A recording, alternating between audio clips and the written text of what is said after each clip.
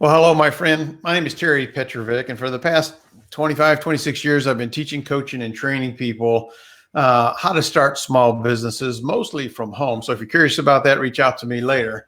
A couple of days ago, last week actually, we had the privilege of talking to Josh Bledsaw, who is a Dale Carnegie instructor. Josh has graciously agreed to come back and join us today. And I know that you got some news last week that you're going to be deployed because you're, Air Force Reserves. Is that right, Josh? Air National Guard. Close. International. Yeah. So what does that mean for you? What's the impact? Are you going to stay home, or are you going to be out, or? Yeah. So the terminology is called activated. And as a traditional guardsman, we will typically work weekends a month and 2 weeks out of the year. It's very different from my active duty days. It's very slow. And every once in a while, when something like a hurricane happens, or I don't know, COVID-19 smacks us in reality, they activate guardsmen to come in and support what the National Guard, what the state government is doing to manage this whole thing and protect the people of North Carolina. So that's what I signed up for, and I'm excited to go do it. Well, we appreciate your service and everything that you and the rest of the team is doing, not only across the country, but around the world. Appreciate that so much. Thank you. And I'm glad we got this while the beard was still here. Yeah, right. The last time, because that comes off tomorrow, right? It does. So let's talk about the Dale Carnegie Transformational Formula. What does it mean, and how do we create the success that we want? Yes. The last time we had a conversation, we kind of dove into this a little bit of this transformational formula. And anytime that I sit down with either an individual who wants to take any of our programs, or that individual's boss or VP or someone that's just looking to get some training, we start the conversation with, well, what do you want to get out of it? Before you read a book, before you do any training, before you do anything at all, there's always this intended outcome of what you want to be like on the other side. So that's really where it starts. And the conversation kind of molds around this transformational formula. So do we have ability to share screen? I can share mine, but you can't share yours. Okay. So I'll just be more descriptive with this thing. The way the formula works, it's called the word be, plus the word do equals get. So it's be, do, and get. But we start and we go backwards with this. What is it that you want to get? So we just did a webinar yesterday as the Dale Carnegie team, and I asked everyone that was logged in, it's like, what do you want to get out of this COVID-19 experience? Whether you like it or not, it's here to stay for a little bit. This new reality, this new normal we have, it's not going to go back the way we wanted it to be. So what do you want to get out of it? I was really inspired by a call I had earlier in the week with a stay-at-home mom who's now stay-at-home. She normally doesn't have to stay at home, but she's got 2 kids and she's homeschooling both of them. And when the kids aren't doing homeschool, her middle schooler is learning Russian now. Like, that's great. That's awesome. He wants to get something out of this experience. He's got extra time on his hands. So the first thing we start with is get. What do we want to get out of anything? What kind of outcome do we want? I might ask your audience who are small business owners is, what do you want to get out of this experience? Now that you have some more time on your hands, now that you have maybe some moments to think. One of my clients had a conversation with him yesterday, Caterpillar, local company that has to shut down for 2 weeks. They are going to build in what they call think time, because as they're go, and they're building tractors, they don't have a whole lot of think time. Now they're going to build in some think time. So what do you want to get out of this now think time? And then we work our way to the left, and that's where we come up with our to-do list. This is this is probably our favorite part of this whole formula. There we go. Thank you. This is probably our favorite part, because as business owners, entrepreneurs, we're doers, right? We just find a way to go through that brick wall, over it, around it, dig a tunnel under it, whatever we got to do to make it happen. And this is where we can exhaust this list. So if we come up with that goal, that aspiration on the get side, now we look at the do side. What do I need to do in order to get there? Now, here's where I'll ask that you pump the brakes as doers, because we have all experienced this when we set goals, whether it's a New Year's resolution, or we open a new business, a new product line, or a new division of our company. we come up with this to-do list and then we go do it. Well, if we ignore the B part, sometimes that to-do list either gets put off, it gets changed, or it doesn't happen at all, because we haven't identified the most important part of this whole formula is, who do I need to be in order to do these things successfully? We also call this the emotional change. What kind of emotional change or character do I need to have in order to do all these things in my to-do list? So a brief example would be, for me personally, I set out some physical goals. I set out some mental goals. I set out some relationship goals. For me, physically, I wanted to drop the time it takes me to run a mile. And when I wrote out this goal, I was running about a 9 to a 9:15 mile. And so the to-do list was pretty long, of how many times a week I was going to run, the running form I was going to get right, the type of nutrition, the type of pacing I was going to hold myself to. And then over to the left, I just needed one characteristic to focus on, which was disciplined. Meaning when it's cold outside and I have a scheduled run, I'm still going to go run.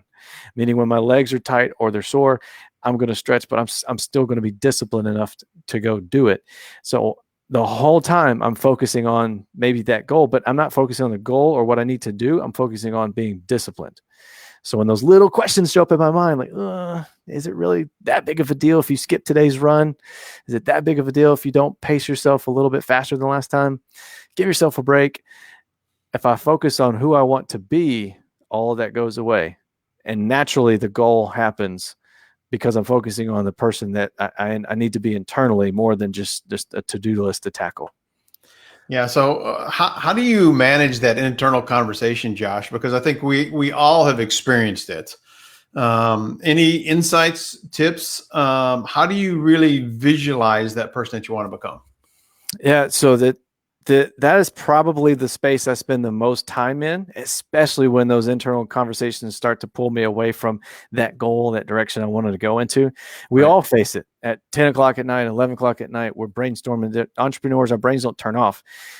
We all face it in the sense of, here's the question I have to ask myself is, say for me, in that one example I gave, I wrote out the word discipline is in the B column. I'll ask the question of, what would a disciplined person do right now? Right.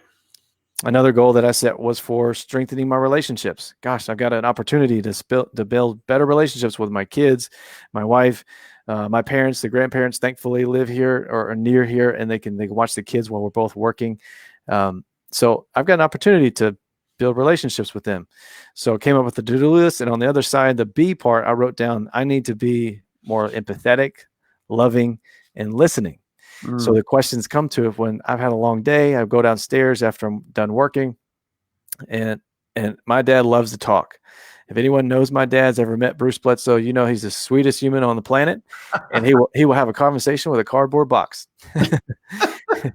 He just loves to talk. So in order for me to build better relationships with him, I have to listen with intent to have a conversation, not listen to respond or listen to get it over with, but listen to understand.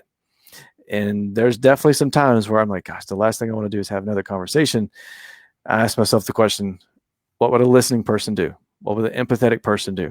Right. And that's how I help keep myself on track, or if I get off track, because I'm human too, it pushes me back on the track.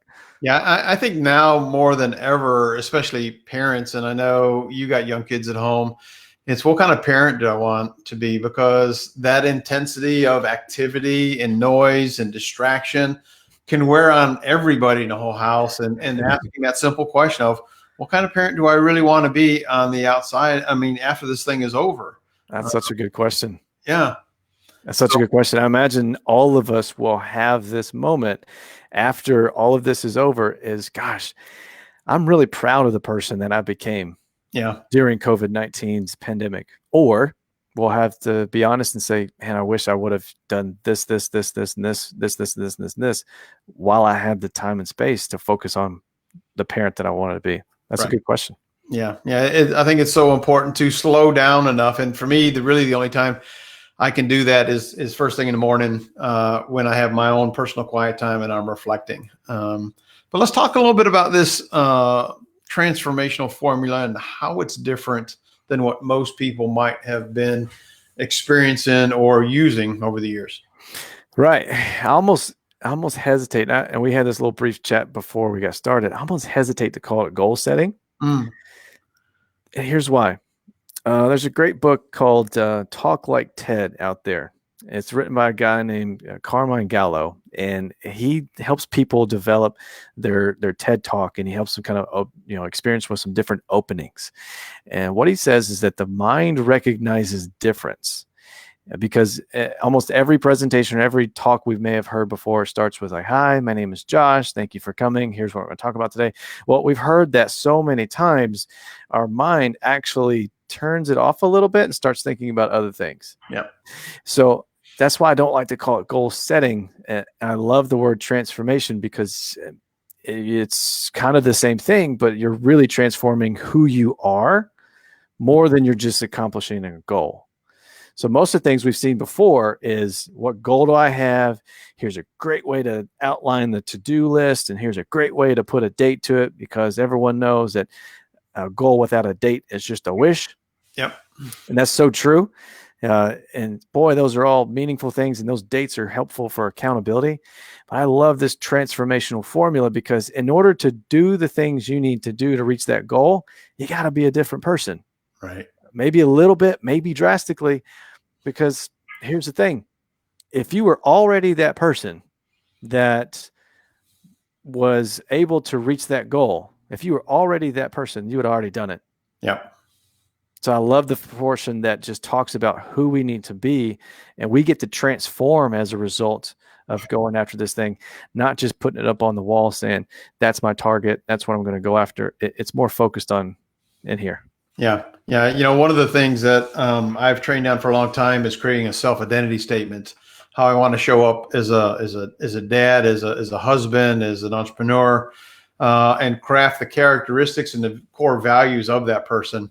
And then for the longest time, I had a little PostIt note that said, how would the person I want to become do the things I need to do? Because the reality of it is, just like you're talking about, Josh, is that when you're in it trying to accomplish that goal, the old you may not be able to solve it, but that new person that you have crafted with, that is defined exactly how you want to be, who is a person that have already accomplished it. That process, that person shows up totally differently. And I don't know how it happens. I just know it does. They just do. It's a hard decision at first just to write it down. Trust me, I know I've done this a lot. I've coached so many people through that. And there's a lot of hesitation when it comes to writing down what that true characteristic that is needed in the B column. Yeah. Like, man, if I'm going to be a disciplined person, that means I'm going to have to not hit snooze at 4 a.m. I'm going to have to get up at 4 a.m. So we have this natural tendency to hesitate. And it draws me back to the quote of, if it doesn't challenge you, it doesn't change you. Mm. So if we've got some important things that we want to get accomplished during this time of COVID-19, isolation, pandemic, stay at home, whatever it is that's going on, the truth is that no matter if you sit still and do nothing, or if you get to work, you're still going to be different on the other side. Right. So maybe the choice is decide, like, how different and how do you want to be on the other side? To your point, to your PostIt note, what type of person do I need to be to become the person that I want to be? So as we go through this process and walk on this journey, what's the most important thing we need to keep on the forefront of our mind? Grace. Self-grace. Like I may have written down a great goal of like lowering my mile run time down to 8.5, and then I'm going to upgrade it to 7.5. There's days where, just a few days ago, I took off running and my legs felt like someone had dumped cement in them for whatever reason. And I initially started down this thing. There's a graduate of mine. He works at Siemens. His name is Jake. He calls it the hate spiral. I started down this hate spiral of like, well, you didn't stretch. Well, you didn't do this. You didn't. So all these things you didn't now make your legs feel like they have cement. That doesn't help you. I'd say the thing that needs to be forefront of your mind is grace, both for you and anybody else that's involved in this journey with you. It's just give yourself some grace. Give yourself some leeway to do better next time. Yeah, I think we all have a tendency to be hard on ourselves, especially if we're an achiever type personality where we really want to get stuff done and make a difference. And I always had a conversation with somebody this morning. It's not about perfection. It's about progress. Yes. And Love that. the more we continue on this journey and the more we implement good habits, and I think the more that we focus on that how we want to be, the more we show up as that person. And I think the more we'll accomplish those goals. So that's awesome. Any closing thoughts or words, Josh? I would just say, imagine if you wrote down just one goal and a whole list of things to do, and then you wrote down one characteristic. This is the person I need to be to successfully do these things, which will then successfully reach this goal. Imagine what else you could achieve. Right. So for me, the word was disciplined. Imagine when discipline spills over, not just in my fitness life, but also spills into my accounting life, my emails, my time with my family, my time that I spend with my friends. If I focus on discipline and that's it, imagine what else that I could achieve with that. That's right. So I encourage your audience to come up with one goal, a whole list of things that you can do, but then just one characteristic. And think about other areas of your life that'll rise to the occasion. I think it was President John F. Kennedy that said, "A rising tide raises all ships." Right. Well, this is your opportunity to create one tide and see what else can rise to the occasion. So I have to ask this question. You're talking about your characteristic that you want to focus on is discipline. What are other characteristics that people should consider? So that we talked about grace. So grace, I'd say take a chapter from your book with gratitude. Especially right now, gratitude, grateful for what you have. For the thing to think about who you want to become on the other side of this thing, or who do you want to be? We did this exercise yesterday in our webinar. Was I challenged the folks to think about the characteristic that you want to be most obvious about you on the other side of this. Do they want to say like, "Oh, there's Josh. He did nothing but criticize, condemn, and complain during all of COVID. There's that guy. He just complains. You know, he sent out a bunch of memes. He was angry all the time." Or do they say, "There's Josh. I remember when times were tough, I could look to him for some positivity and some encouragement. I'm going to be drawn more to that person." Right. So it's kind of like saying to ourselves, how do we want people to describe us? Mm-hmm. And that's the characteristic or the habit or that we need to really focus on. That's awesome. Yep. Man, I appreciate you. Love everything that you and the Carnegie family does for everybody in terms of helping and equipping them for a happier, more abundant life and to be steadfast in leadership. Be safe as you go out there supporting our communities for sure. Thank you for that. Absolutely. And we appreciate you, man. Yeah, I appreciate you, Terry. It's always fun. All right, brother. Well, my friend, I hope you got some value out of this. Feel free to connect with Josh on any of the social media platforms. You can give him a call if you want. The guy is an amazing person, somebody you want in your circle of trust for sure. And if you ever have an interest in participating in any of the Dale Carnegie programs, I highly recommend it. I actually took it for the first time 30 years ago when I was working at IBM. That's my golden book. In this golden book are does it say all the principles that are covered in here, Josh? Principles from both his How to Win Friends and Influence People. That's kind of if we joke and say sometimes if he had to retitle it, he might say like How to Become the Person That Everyone Wants to Work With. And the second book is How to Stop Worrying and Start Living. That's a stress management book. So all of the principles mentioned in those books are crammed into that, what we call the first ever mobile app.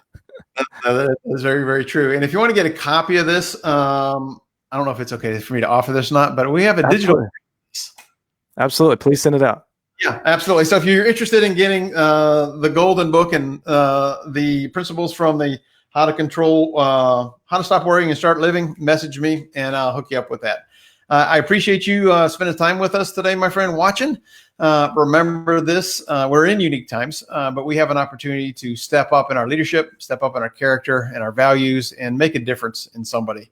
Everybody needs some love. So love on some people, maybe a little bit more than you ever have. And understand this, you deserve prosperity and you deserve abundance. Until next time, my name is Terry Petrovic. Bye-bye for now.